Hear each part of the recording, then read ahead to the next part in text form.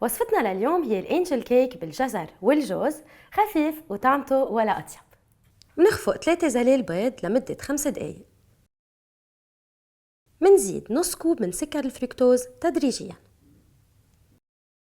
بوعاء منخلط كوب طحين أسمر مع كوب طحين أبيض، ربع كوب سكر فركتوز، ملعقة صغيرة بيكنج باودر، ملعقة صغيرة ونص قرفة، نص كوب جوز مجروش، ورشة فانيليا. منضيف كوب لبن زبادي، 3 ملاعق كبار زيت كانولا، و3 صفار بيض. منضيف زلال البيض المخفوق، وكوب ونص جزر مبشور. الجزر والجوز بيضيفوا الألياف والدهون الصحية يلي بتحافظ على نقاوة البشرة. نسكب المزيج بصينية مدهونة بالزبدة ومنثورة بالطحين.